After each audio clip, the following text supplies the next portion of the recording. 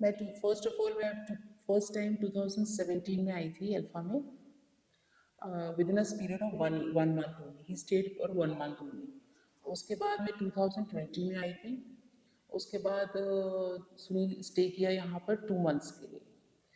But अब मैं 2024 दिसंबर अगस्त में आई थी, और he was ready to stay here for 1 month only. He came here for only 1 month.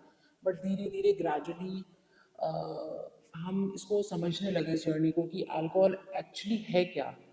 उसके बाद हमने धीरे धीरे एक्सटेंशंस लेता रहा सुनील और हम। तो हम सुनील यहाँ पर 4.5 मंथ्स के लिए रहा था, और आज हम यहाँ पर अपने फॉलोअप के लिए आए हैं, और he is been sober since almost 8 months.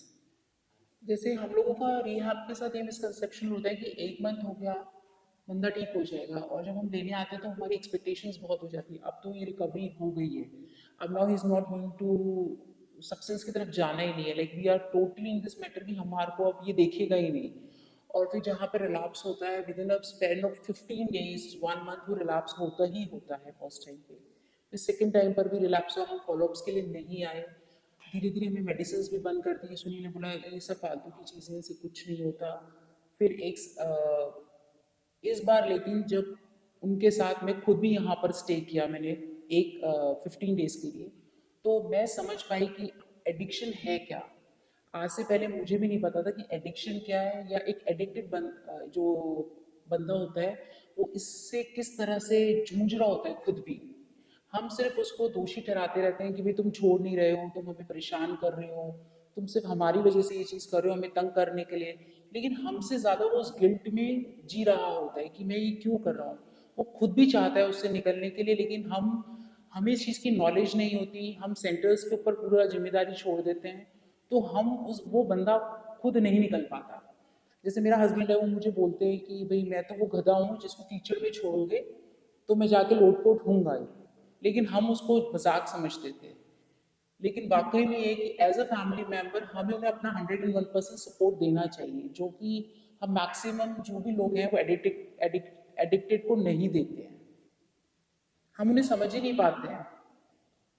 जो आपके साइकोथेरेपिस्ट हैं, जो आपको चीज़ें समझाते हैं, आप अगर उनको एक कंसिस्टेंसी से फॉलो अप करोगे तो आप इस जर्नी से काफ़ी हद तक निकल पाओगे। लेकिन आप अगर ये सोचो कि भाई सिर्फ सेंटर ही सब कुछ करेगा, वो पॉसिबल नहीं है।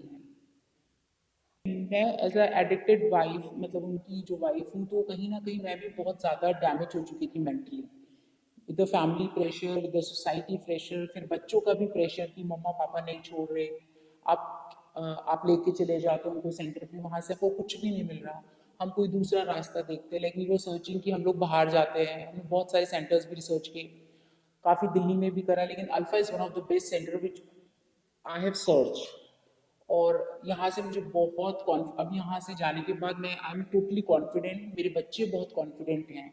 जो सोसाइटी में एक हमारा, हम बहुत शर्मिंदगी भरी ज़िंदगी जी रहे थे एज अ वाइफ, कहीं जाना उसने पी लेना, और फिर अपने आप के अंदर खुद उससे ज़्यादा गिल्ट में मैं रहती थी।